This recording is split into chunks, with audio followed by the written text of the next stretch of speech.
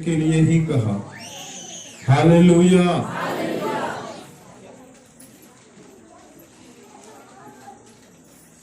आइए मेरे साथ आप लोग मरकुस रचित सुसमाचार की पुस्तक उसका 11 अध्याय और 15 से 18 पद तक पढ़ेंगे।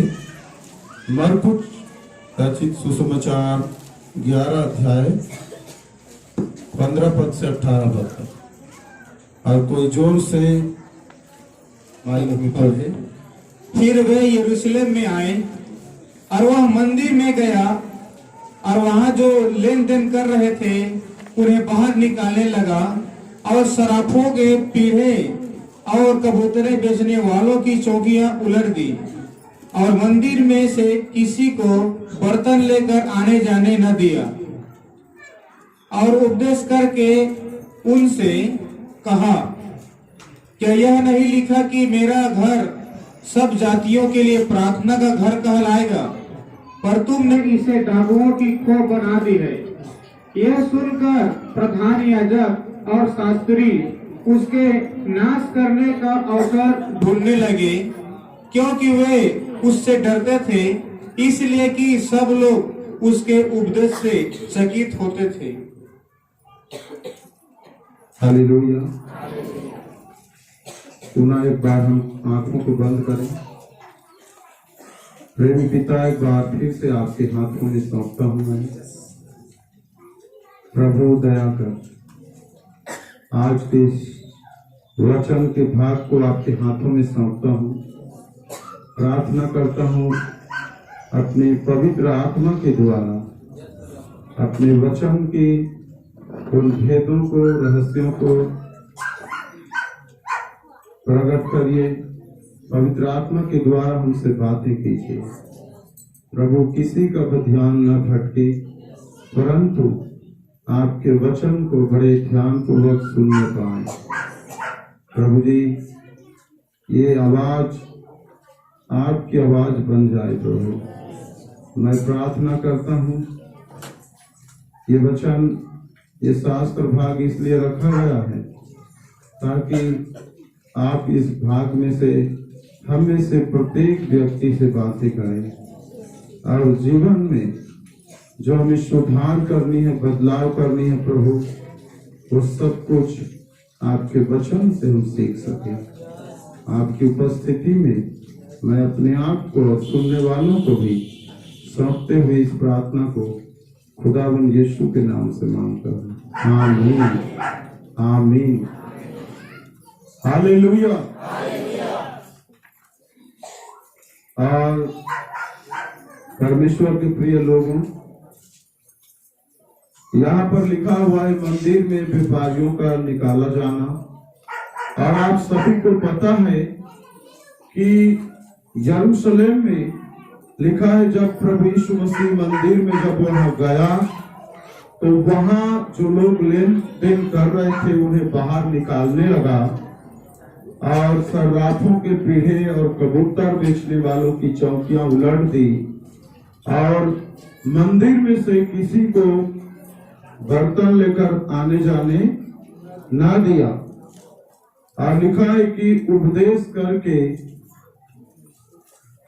उनसे कहा, क्या यह नहीं लिखा है कि मेरा घर सब जातियों के लिए प्रार्थना का घर कहलाएगा, पर तुमने उसे डाकुओं की अड्डा बना दी है। परमेश्वर के प्रिय लोगों, ध्यान पूर्वक सुनेंगे।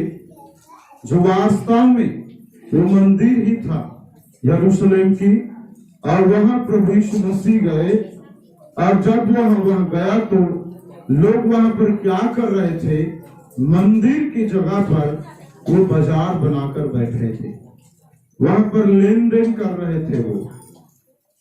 और जो लोग बाजार में जाकर खरीदते कम रेट में, उससे ज्यादा कीमत वहां पर, चूंकि मंदिर ही के पास बलिदान चढ़ाने के लिए जो वहां पर पशु है, पक्षी है, यहाँ पर लिखा हुआ है, वो वहां पर दुगने दाम में, ज्यादा दाम में क्या करते थे?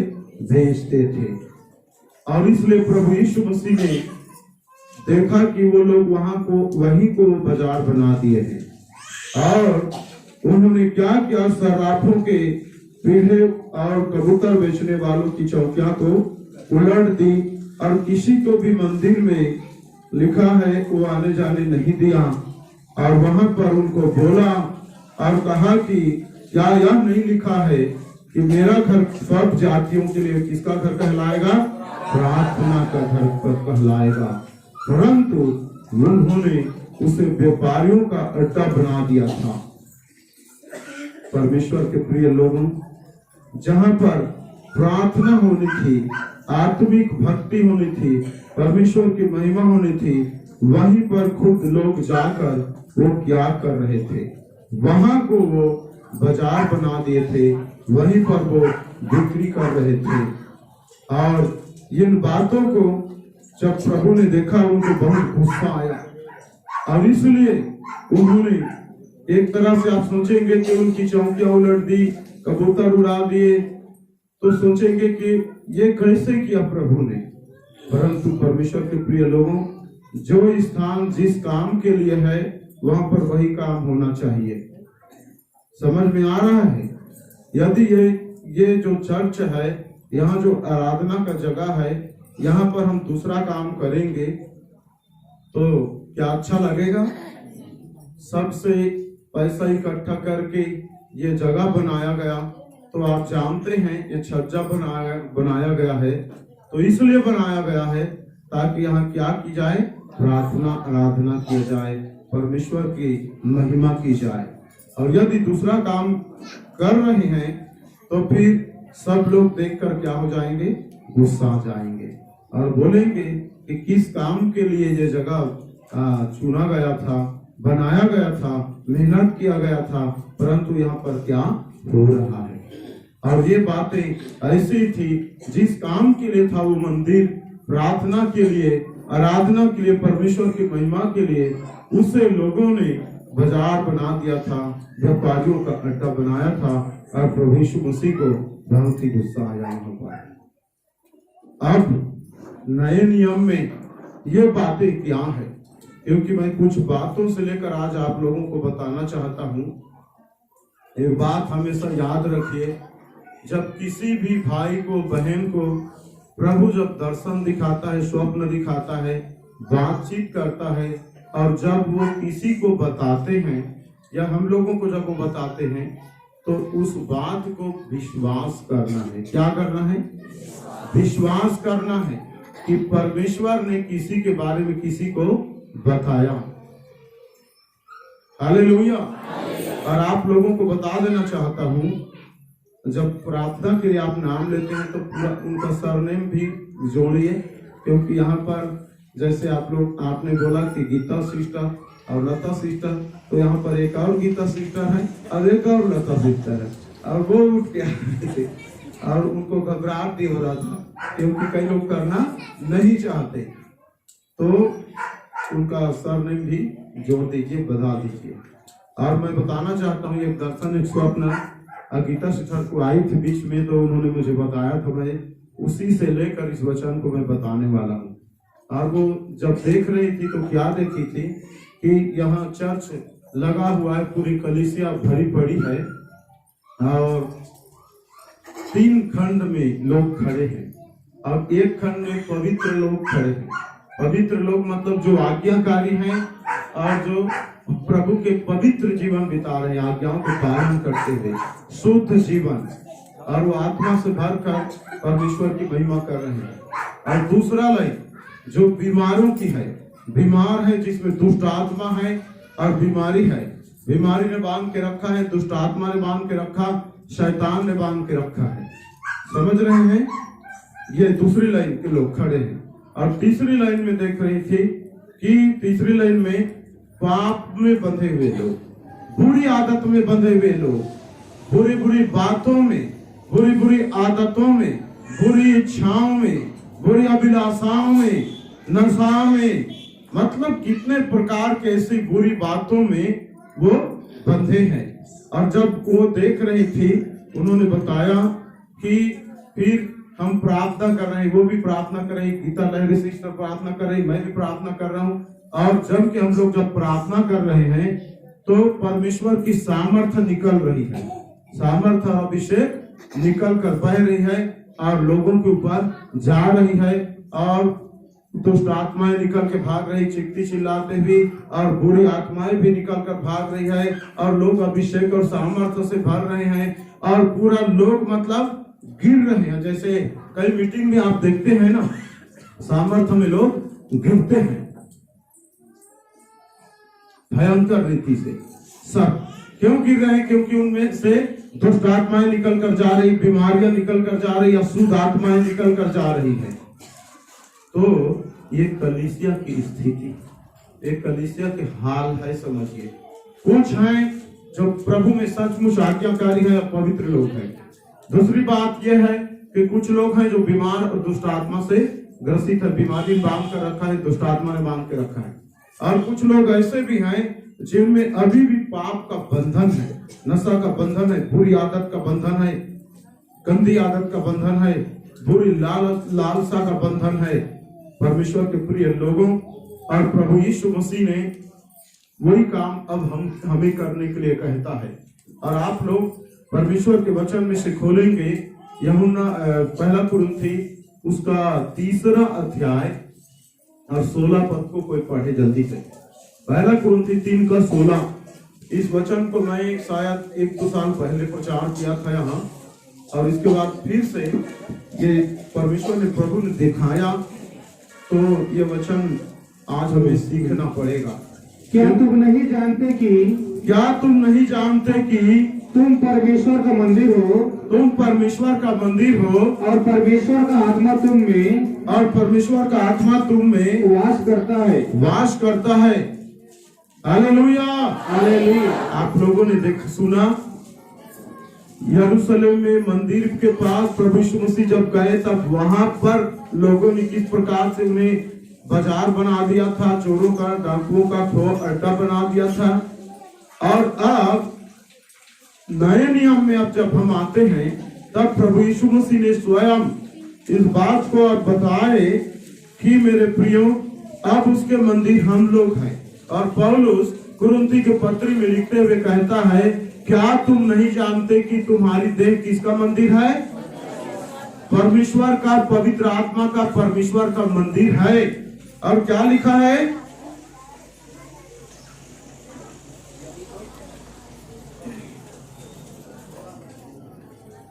16 ही पद को बोल रहा हूँ। क्या तुम नहीं जानते कि तुम परमेश्वर का मंदिर हो, और परमेश्वर का आत्मा तुम में वास करता है। Hallelujah, hallelujah. इस बात को आज सीखना है। अब परमेश्वर का मंदिर कोई चर्च घर, कोई गिरजा घर नहीं है, कोई बिल्डिंग अब परमेश्वर का मंदिर नहीं है, परंतु अब परमेश्वर का मंदिर कौन है? मैं हूँ। बोलिए, परमेश्वर का मंदिर। ऐसे हाथ रखिए, बोलिए, परमेश्वर का मंदिर मैं हूँ। परमेश्वर का आत्मा मुझ में वास करता है, निवास करता है। हालेलुया। तो परमेश्वर के मंदिर अब कौन है? आप हैं। हर एक व्यक्ति जो प्रभु यीशु मसीह के नाम पर विश्वास करता है, और जिसने प्रभु यीशु मसीह को अपना व्यक्तिगत उद्धारकर्ता के रूप में ग्रहण किया, वो हर एक व्यक्ति परमेश्वर का मंदिर है, जिसने पापों को मानकर छोड़ दिया। परंतु प्रभु का वचन कहता है, अभी 17 पद में वही शिकायत आ रहा है। पहला कुरिन्थी 3 अध्याय, अब उसका 17 पद पढ़िए। यदि कोई परमेश्वर के मंदिर को नष्ट करेगा तो परमेश्वर उसे नष्ट करेगा। क्योंकि परमेश्वर का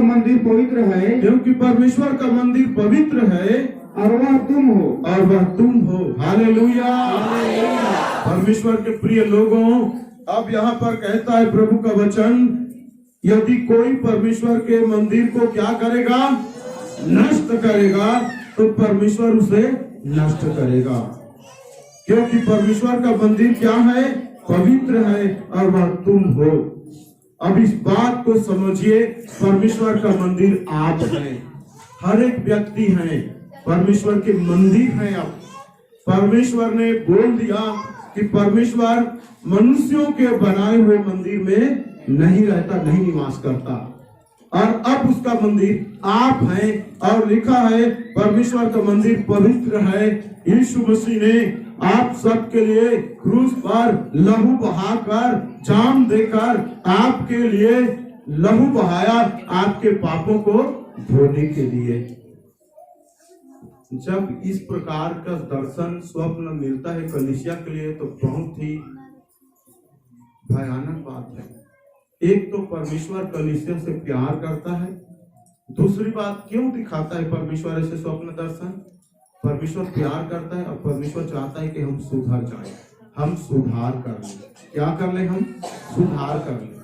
लेकिन एक बात मैं बताना चाहता हूँ, चाहे कोई भी हो, जैसे बहन को प्रभु ने बताया पूरी कलीसिया के लिए, वो बात पूरा सही है। जब भी किसी को बात बता रहे, किसी को बताया, तो जब वो बात बताते हैं खड़ा होकर, तो उस बात को स्वीकार करना है। अपने आप में धर्मी मत बन जाइए, अपने आप को अपने नजर में सही साबित मत कीजिए, अपने आप को शुद्ध और पवित्र मत देखिए अपने नजर में। जब परमेश्वर किसी के लिए दिखा रहा है, बता रहा है, तो उस बात को सोचना है और अपने जीवन को क्या करना है, जांचना है। और भी कई बहनों को, जैसे बुधवारी बहन है, और कुछ कई लोग बोलते हैं मैं यहाँ पर दर्शन देखी हूँ, मैं दर्शन देखा हूँ। तो जब वो बात किसी के विषय में बताते हैं, तो उन बातों को स्वीकार करना है हमें, और अपने जीवन को क्या करना है, जांचना है। और ये बात सत्य है आज कलीसिया में। ये केवल यही की कलीसिया की बात नहीं है, परंतु विश्व की कलीसिया की यही हालात है। कलीसिया में पवित्र लोग होंगे, आज्ञाकारी लोग होंगे, जो सचमुच में प्रभु को आदर देते हैं, प्रभु की आज्ञाओं को पालन करते हैं, सचमुच वो परमेश्वर के पवित्र मंदिर के रूप में जीवन व्यतीत कर रहे हैं। दूसरी बात, आज भी लोग दुष्ट आत्मा और बीमारी से क्या मिलेंगे, आपको ग्रसित लोग मिलेंगे। और तीसरी बात, पाप के दशा में आज भी जीवन जीने वाले लोग मिलेंगे। परमेश्वर के प्रिय लोगों, अब आप लोगों को बताना चाहता हूँ, प्रभु का वचन कहता है कि अब हम परमेश्वर के मंदिर हैं। मंदिर हैं तो कैसे होना चाहिए?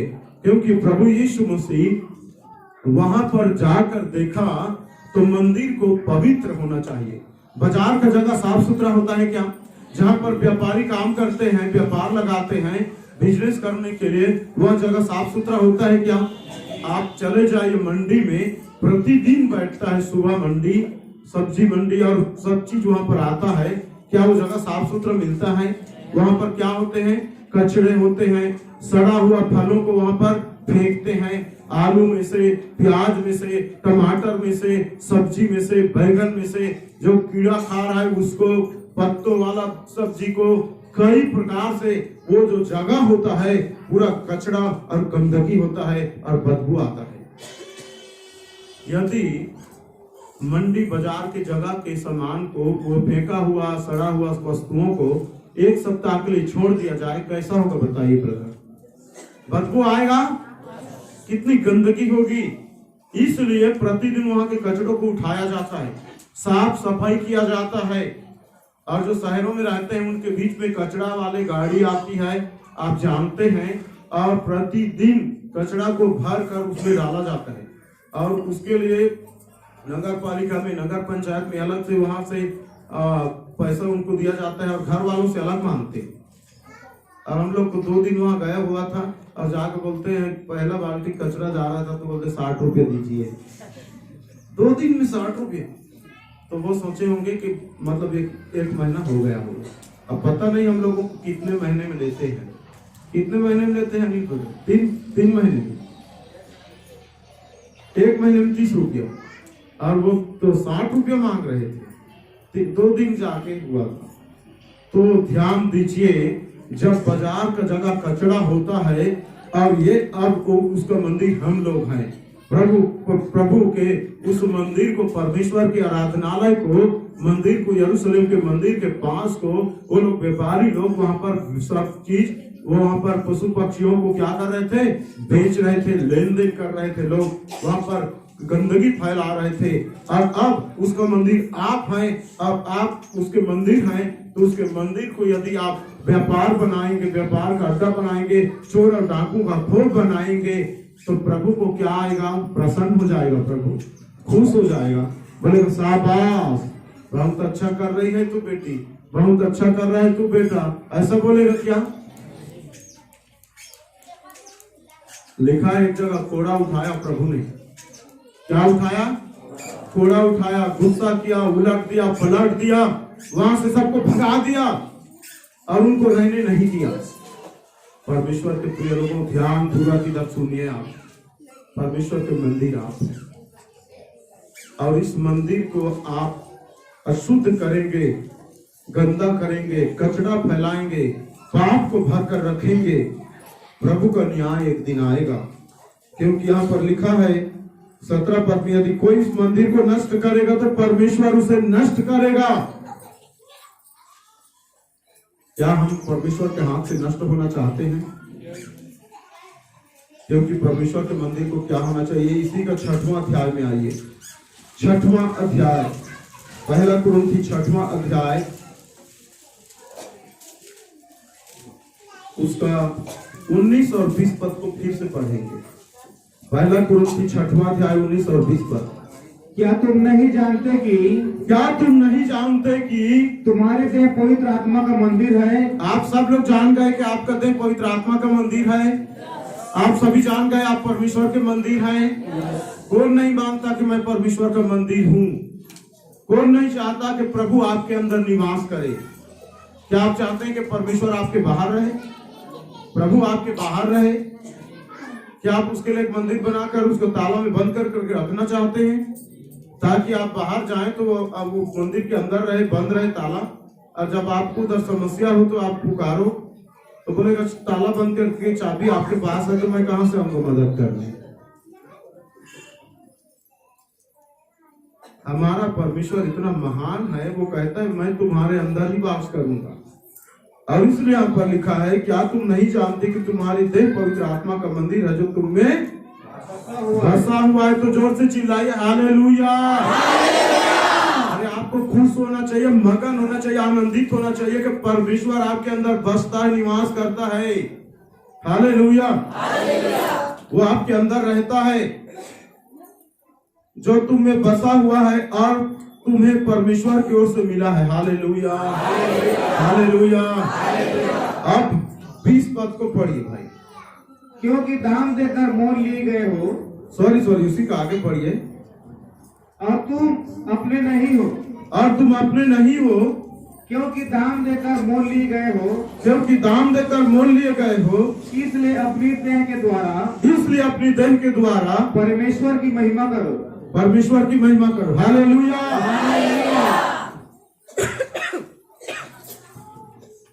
वचन कहता है कि हम पहले पापी थे, हम पहले अशुद्ध थे, हमारे अंदर पहले दुष्ट आत्मा थी, हम पापों में जीवन व्यतीत कर रहे थे, मनमानी जीवन व्यतीत कर रहे थे।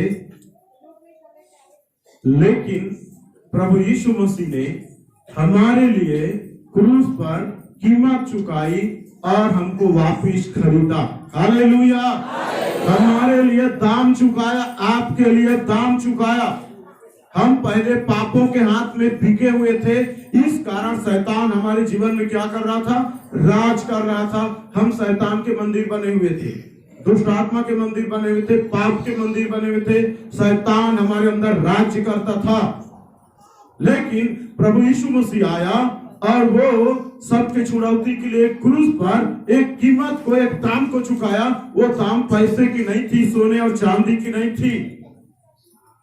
वो दाम, वो कीमत था पवित्र लहू, और वो भयानक दर्दनाक मृत्यु।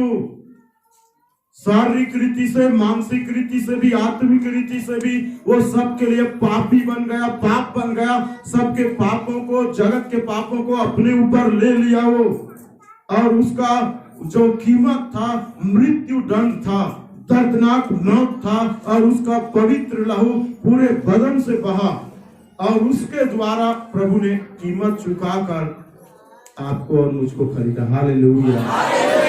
आपको और मुझको खरीदा मेरे प्रिय।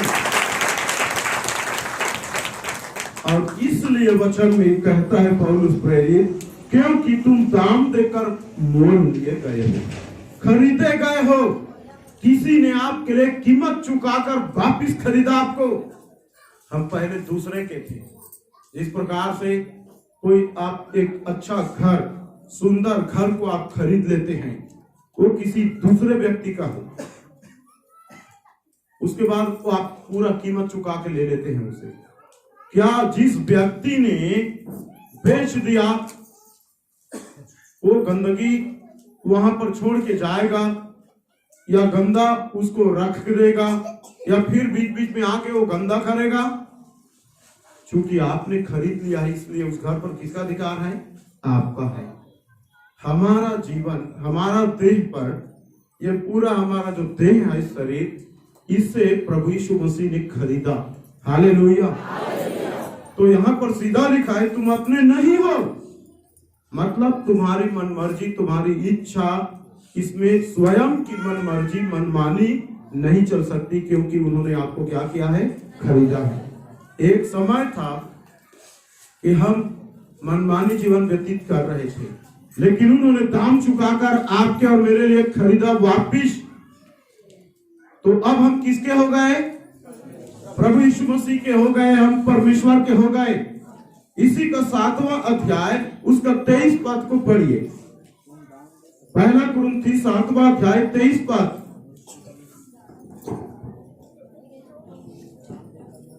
तुम दाम देकर मोल लिए गए हो, तुम दाम देकर मोल लिए गए हो, मनुष्यों के दास ना बनो, मनुष्यों के दास ना बनो। ध्यान से सुनिए परमेश्वर के प्रिय लोगों, फिर से 3 बात। पहला बात, परमेश्वर के आप मंदिर हैं, तो मंदिर को कैसा होना चाहिए? दूसरी बात, परमेश्वर के मंदिर आप हैं, तो आपके अंदर किसको रहना चाहिए? तीसरी बात, जब आप परमेश्वर के मंदिर हैं तो इसमें क्या होनी चाहिए? 3 बात, ध्यान से सुनिएगा। और इसका उत्तर हमने पहला कुरिन्थी 6वां अध्याय, उसका 19-20 पद में यहाँ पर पढ़ा कि परमेश्वर के मंदिर कौन है?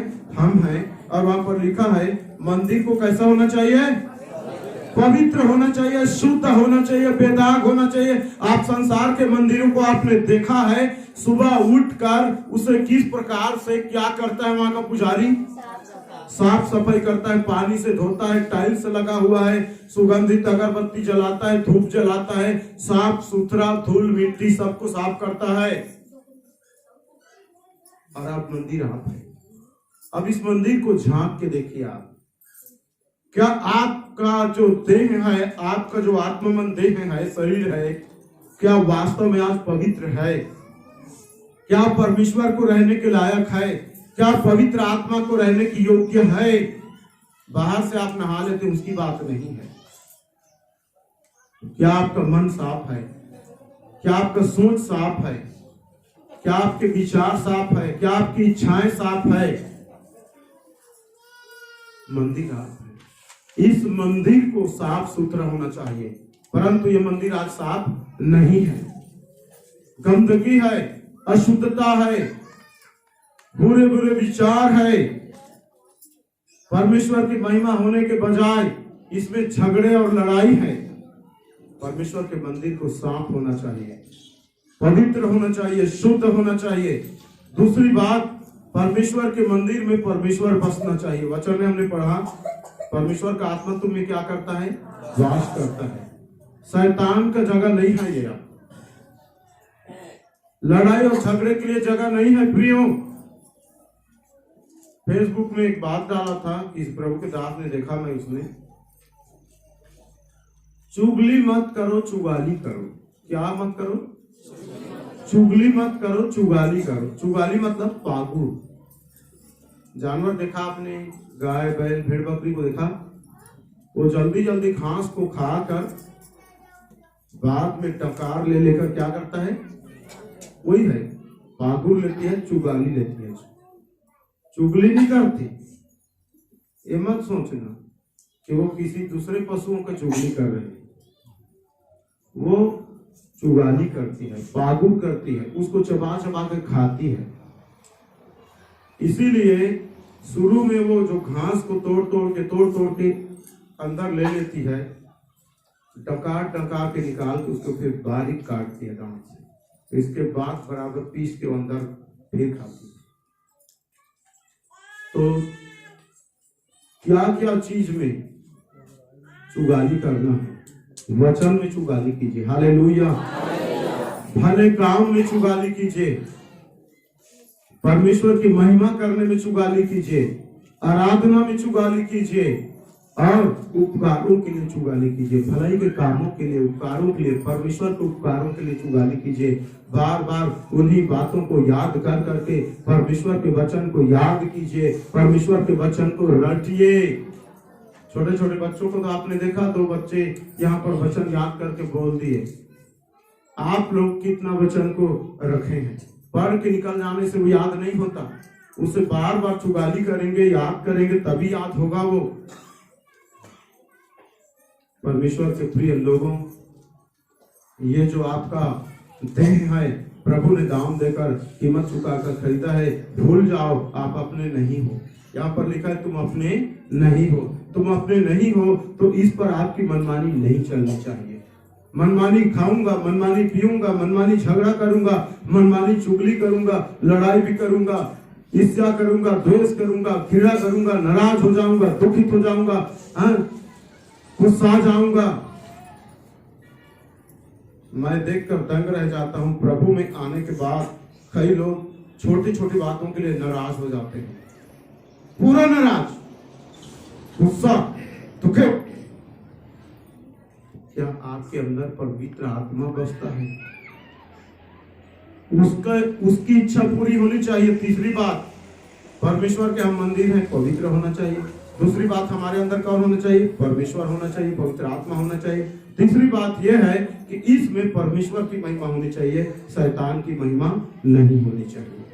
और यदि हम परमेश्वर की महिमा के बदले इसमें बुराई, निंदा, अपमान, मुंह से गालियां बकना, चोरी करना, छल करना, कपट करना, जलना, नफरत करना, घृणा, लालच, घमंड, ईर्ष्या, नफरत के बदले नफरत की भावना, कुदृष्टि, बुरी दृष्टि, बुरे विचार, पर स्त्री गमन, बेविचार, लीला, क्रीड़ा, अन्याय, अधर्म, ये सारे बात आज भी यदि इस देह पर राज्य कर रहे हैं तो प्रभु को महिमा नहीं, शैतान को ही महिमा मिल रही है। किसको मिल रही है? हाँ। और आप बड़ा बड़ा ढोल लेकर ढोल पीटोगे और कहोगे आप पवित्र आत्मा मेरे अंदर है, पवित्र आत्मा आपके अंदर है, तो गलाती 5 अध्याय उसके 22-23 पद के अनुसार आपके अंदर आत्मा का फल दिखना चाहिए, आपके अंदर आत्मा का फल होना चाहिए। इसी देह पर जो आपका मंदिर, जो आपका देह है, परमेश्वर का मंदिर है, उस मंदिर को साफ सुथरा रखिए। उसके लिए परमेश्वर के वचन को पढ़िए, सुनिए, चुगाली कीजिए, याद कीजिए, स्मरण कीजिए। इसलिए परमेश्वर ने पुराने नियम में भी, नए नियम में भी कहा कि तुम मेरे वचन को भूलना मत, तुम्हारे चित्त में बसा रहे, तुम्हारा ध्यान में बसा रहे, तुम्हारा ये जो चित्त है ना, दिमाग, ध्यान, इसमें रहना चाहिए। रात दिन इसी में ध्यान दिए रहना, उसमें जो लिखा है उसी के अनुसार चलना, जीवन जीना, लागू करना, व्यवहार में, कार्य में, स्वभाव में, देखने में, बोलने में, सोचने में, उसी को लागू करो। क्योंकि आपके अंदर क्या बसता है? पवित्र आत्मा बसता है। परमेश्वर की महिमा होनी चाहिए, प्रार्थना होनी चाहिए। प्रभु ने क्या कहा? मेरा घर किसका घर कहलाएगा? प्रार्थना का घर। कितने लोगों के लिए आप प्रार्थना करते हैं? अपने लिए प्रार्थना कर लिए, बस हो गया। प्रभु ने कहा मेरा घर किसके लिए? वापिस आइए मरकुस 11 अध्याय में आइए, तभी पता चलेगा। ऐसे मत बोलिए क्योंकि याद तो है नहीं। 11 अध्याय उसका 17 पद को पढ़िए, क्या लिखा है।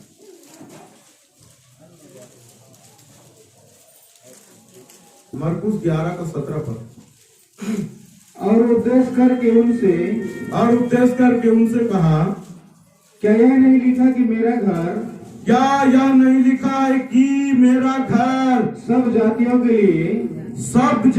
के लिए प्रार्थना का घर कहलाएगा। प्रार्थना का घर कहलाएगा सब जातियों के लिए। Hallelujah, hallelujah. कितने लोग जाति जाति के लिए प्रार्थना करते हैं, जाति जाति का नाम लेकर प्रार्थना करते हैं।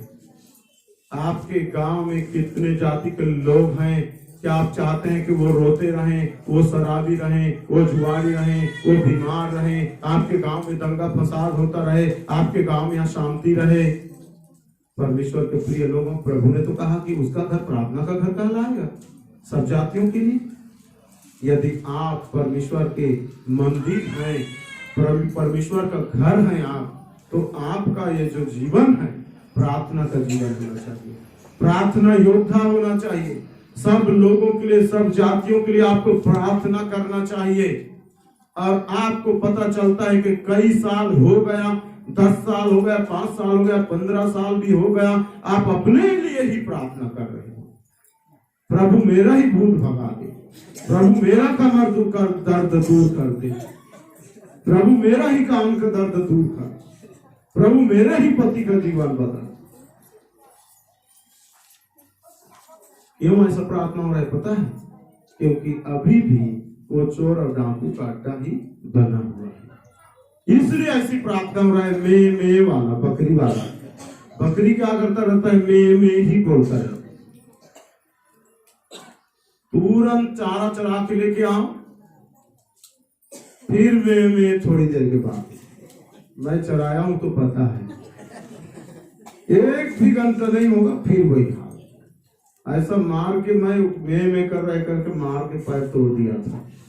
एक अभी मैं जो दौड़ कर आया हूं चरा के, थक कर, मुझे आराम नहीं मिला है, फिर मैं कर रही है। आप लोग याद कीजिए, प्रभु ने आपको में करने के लिए नहीं चुना है, इसलिए आपको मंदिर नहीं बनाया। आपका जीवन, आपका यह जो देह है, आपका मुंह जो है, आपका दिमाग जो है, आपका जो हृदय है, ये आपका जो हाथ है, ये आपका जो घुटना है, सब जातियों के लिए प्रार्थना के लिए उठना चाहिए। हालेलुया। प्रार्थना के लिए आपका मुंह खुलना चाहिए, आपका दिमाग खुलना चाहिए। लेकिन चोर और डाकू का अड्डा होगा तो आपका दिमाग सुबह उठेंगे तो मैं किससे झगड़ा करना है, किसका फिर किसने मेरे साथ बैर किया, नफरत किया करके, उसके लिए आपको फिर से दिमाग चलने लगेगा। नहीं, उसके लिए मैं नाराज हूं, नहीं क्षमा करूंगा। उसने मुझे बहुत गुस्सा बात किया है, उसने मेरा बिगाड़ दिया, पैसा लिया है तो अभी तक नहीं दिया।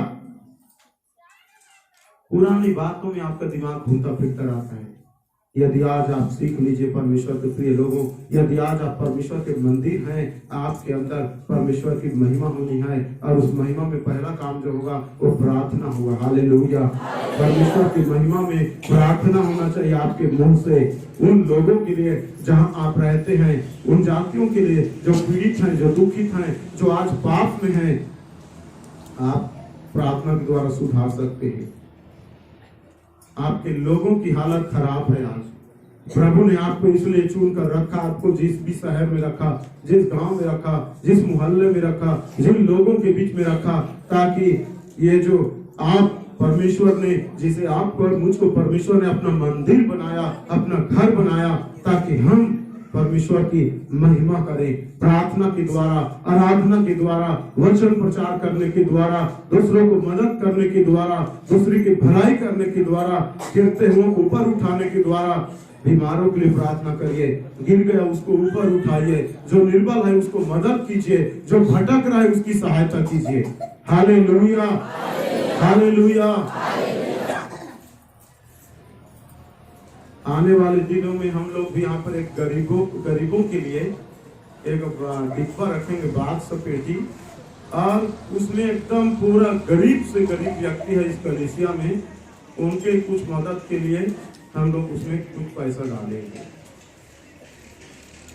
ठीक रहेगा। और चावल भी डालेंगे बोरी में, तो जो ज्यादा गरीब से गरीब है और यहाँ नहीं रहेगा तो फिर हम दूसरे भी लोगों को भी दे सकते हैं, क्योंकि इसमें भी परमेश्वर की क्या होती है, महिमा होती है। परमेश्वर के प्रिय लोगों,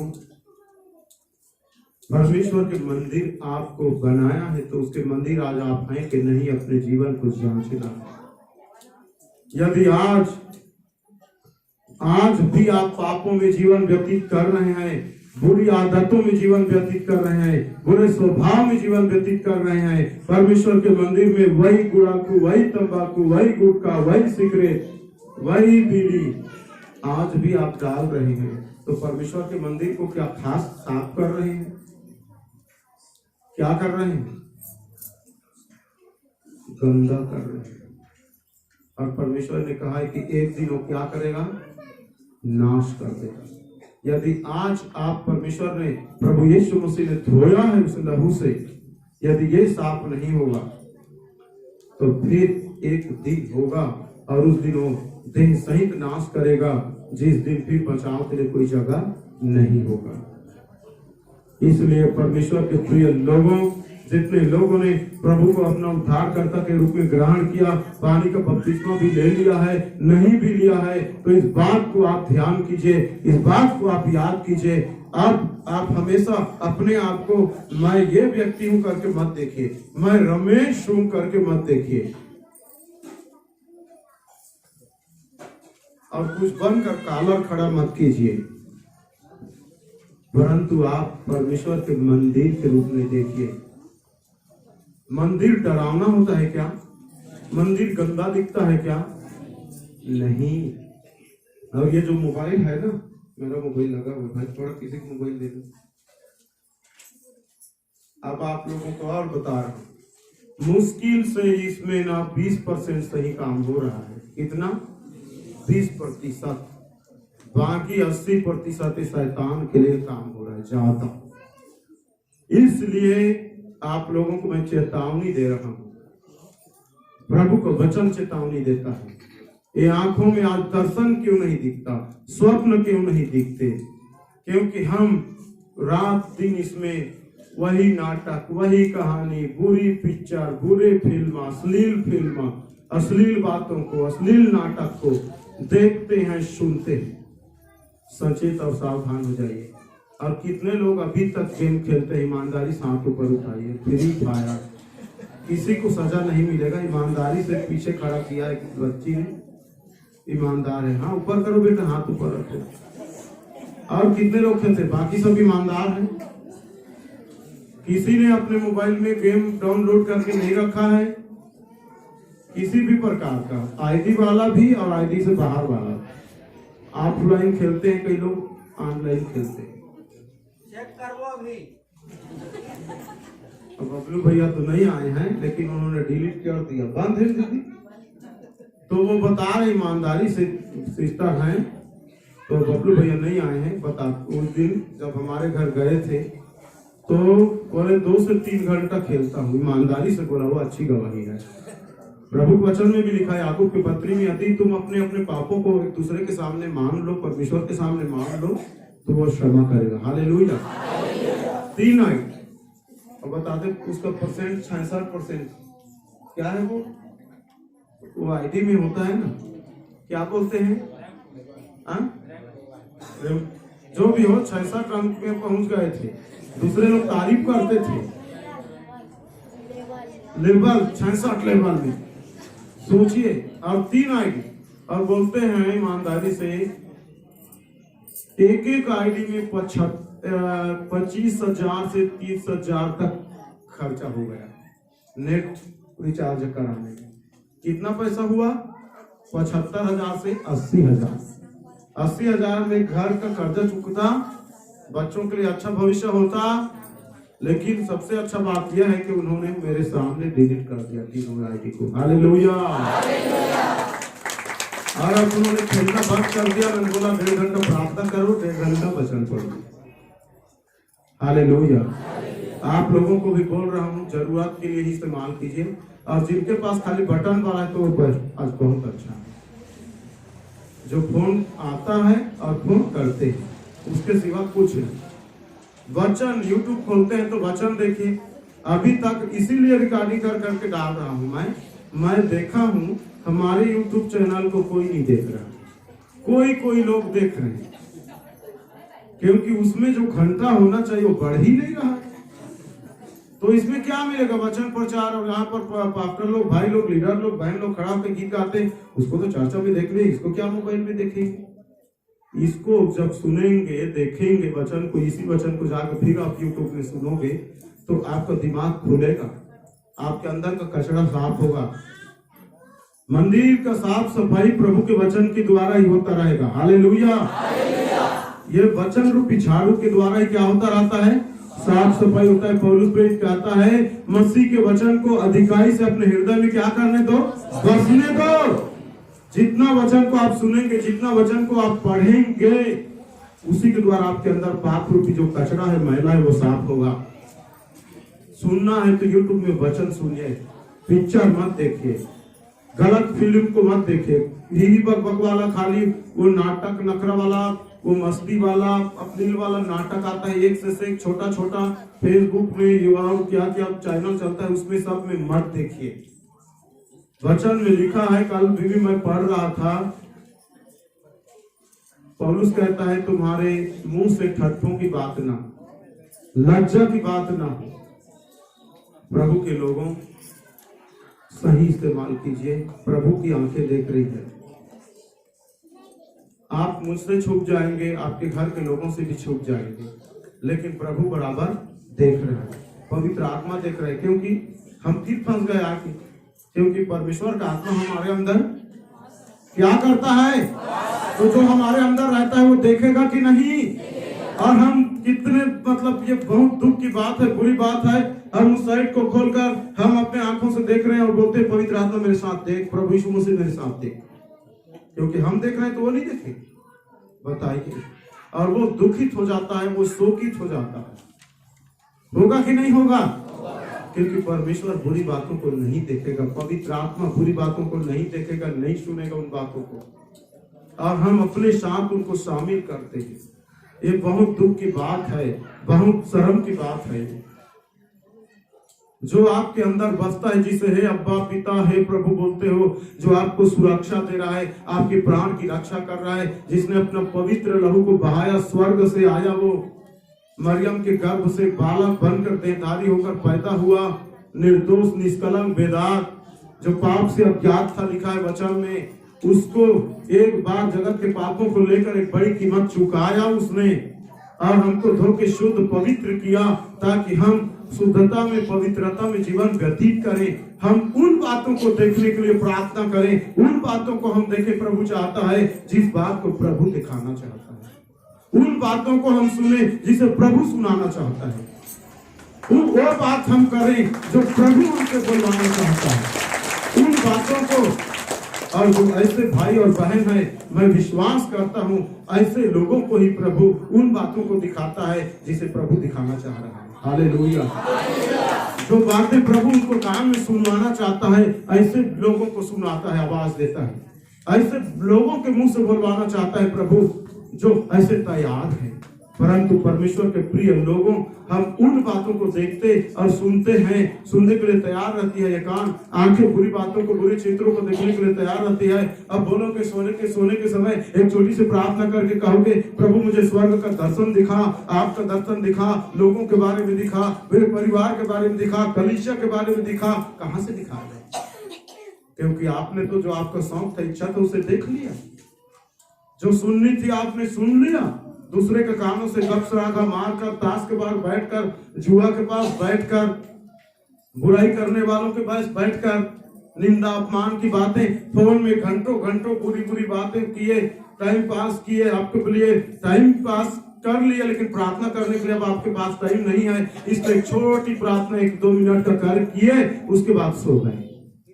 क्या सपना आएगा? भूतों की सपना आएगा, दुष्ट आत्मा की सपना आएगा, अशुद्ध आत्मा की सपना आएगा। सपना में आपने देखा कि आपको शैतान ने डराया, इसके बाद आपका कमर दर्द चालू, आप भयंकर रीति से डर गए, अब बुखार आ गए, सुबह उठे तो आप बुखार से कांप रहे हैं। क्योंकि ये मैं बता रहा हूँ, ये गवाह मैं कई लोगों के मुंह से सुना, प्रार्थना विषय मुझे मिला, भैया हमने रात में डरावना सपना देखा, मेरे को बुखार आ गया, प्रार्थना कीजिए। मैंने भयानक ऐसा जा रहे थे, डर गया, काला कुत्ता देख लिया, मैं दौड़ा रहे थे मुझे काटने के लिए, और मेरे शरीर में वजन लग रहा है, सिर बोझ वजन भारीपन लग रहा है। यदि आज से आप जान लेंगे, इस बात को मान लेंगे कि मैं परमेश्वर का मंदिर हूँ और मुझे पवित्र रखना है, इस मंदिर को प्रभु ने धोया है, लेकिन इसे साफ सुथरा रखना आपकी जिम्मेदारी है। जब हम किराए के घर में जाते हैं, वो मकान मालिक घर बनाकर हमें दे देता है, तो वही आके साफ करता है क्या? झाड़ू पोछा नहीं, जो आप रहते हैं वो करते हैं। प्रभु ने हमारे जीव पीढ़ी दर पीढ़ी जो आदम के समय से जो पाप के दाग मिले थे, परमेश्वर के संविधान में कुलुसों पत्र में लिखा है, वो उसको प्रभु ने मिटा दिया। वो विधियों का लेख जो हम पापी घोषित थे उसे मिटाया। लेकिन इसका मतलब ये नहीं कि आज हम पाप नहीं करते, इसका मतलब ये नहीं कि आज भी हम इसे अशुद्ध नहीं करते। देखने से, सुनने से, बोलने से। परमेश्वर के प्रिय लोगों, परमेश्वर के बेटे बेटियों, इस मंदिर को प्रभु ने खरीद कर आपको दिया है। हालेलुया। आपकी जिम्मेदारी से साफ सुथरा रखिए। प्रभु के वचन को सुनकर, प्रभु के वचन को पढ़कर, प्रभु के वचन को अपने जीवन में लागू कीजिए। उन आज्ञाओं पर चलिए। आप पाप की गंदगी, कचरा कुछ भी हो गया, क्षमा मांगिए, प्रभु के वचन को पढ़ते रहिए। एक भी कचरा, पाप का दाग धब्बा जमा मत होने दीजिए। फिर से इसे चोर और डाकू के अड्डा मत बनाइए, दुष्ट आत्मा का घर मत बनाइए। क्या मजाल है दुष्ट आत्मा का जब आपके अंदर पवित्र आत्मा बसेगा। पहला कुरिन्थी 6वां अध्याय, पहला कुरिन्थी 6वां अध्याय खोलिए मेरे साथ। 17 पद को पढ़ेंगे कोई? जो प्रभु की संगति में रहता है, जो प्रभु की संगति में रहता है, वह उसके साथ एक आत्मा हो जाता है। एक आत्मा हो जाता है। हालेलुया। हालेलुया। आपके अंदर यदि पवित्र आत्मा है, यदि आपके अंदर प्रभु है, तो आप प्रभु के साथ क्या हो जाते हैं? एक हो जाते हैं।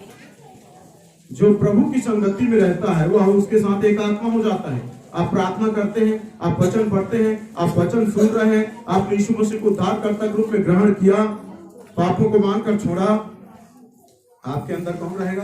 प्रभु का आत्मा, पवित्र आत्मा, प्रभु। और आप प्रभु के साथ क्या हो गए? एक।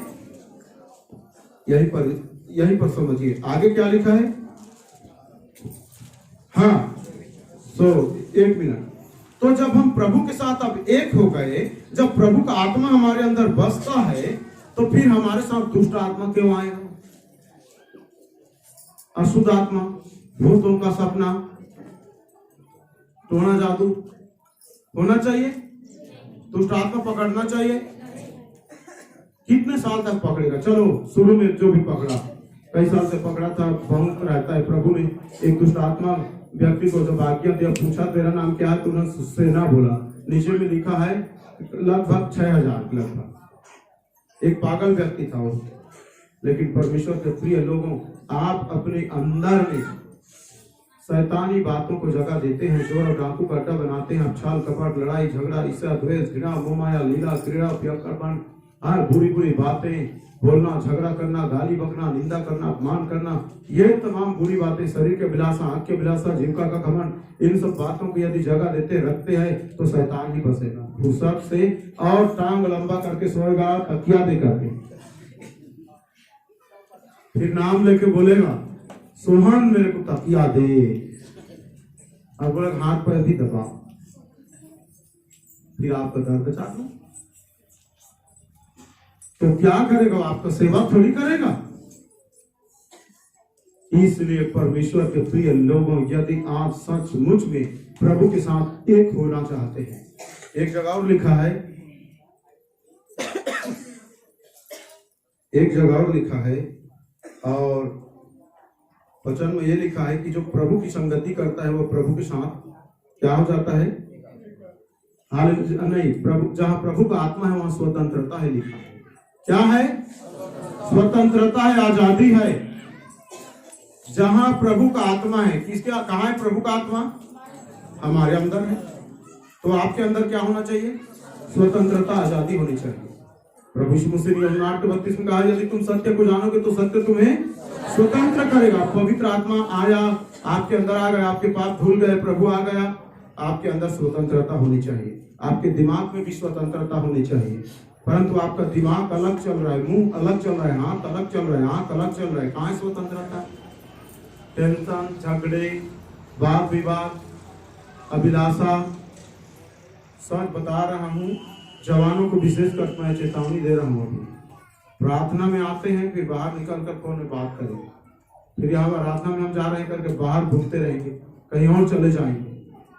जो जवान है सचमुच, जो प्रभु यीशु मसीह को उद्धारकर्ता के रूप में ग्रहण किया, किसी प्रकार का आपका ये पाप का दोस्ती यारी जिंदगी होना नहीं चाहिए। प्रभु की संगति में आकर प्रभु के नाम को कभी बदनाम मत कीजिए। जो आप आते हैं, आने के लिए भी नहीं मिलेगा आपको। आप एक परमेश्वर के पवित्र मंदिर की संगति में आते हैं, प्रभु की मंदिर संगति में आते हैं आप। इसलिए परमेश्वर के प्रिय लोगों, वास्तव में आप परमेश्वर के बेटी और बेटा हैं। विवाह तक अपने आप को निर्दोष रखिए, पवित्र रखिए। हालेलुया। बातचीत में, जीवन जीने में, चाल में, चलन में, पौलुस एक जगह लिखा है, कोई तेरी जवानी को तुच्छ ना जाने, नमूना बनो। तीमुथियुस को उन्होंने चेतावनी देते हुए इस बात को बोला था।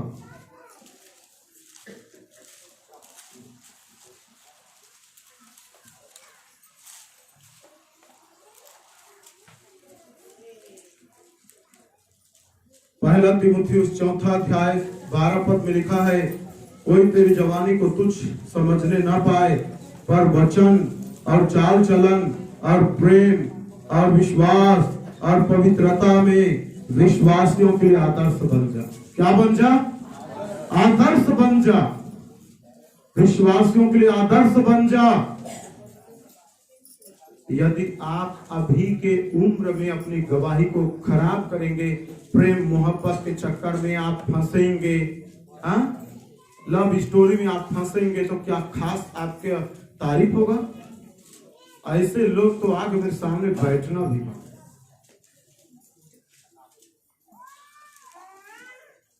जिनको मैंने अपने हाथों से बपतिस्मा दिया, आज कुछ लोगों को मैं जान रहा हूं, वैसे चक्कर में है वो, और इसलिए आके नहीं बैठते, प्रभु भोज की लाइन में भी नहीं लगते हैं, तो अच्छा ही करते हैं वो।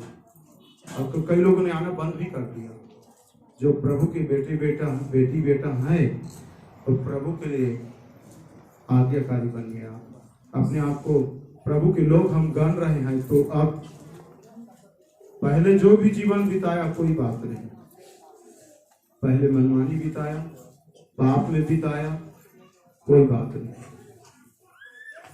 ऐसे जवानों का जिनका विवाह नहीं हुआ है, विवाहित भी है, आज्ञाकारी बनिए प्रभु में, आदर्श बनिए कलीसिया के लिए, प्रभु के लिए, अपने परिवार के लिए, अपने माता पिता के लिए। किन किन बातों में?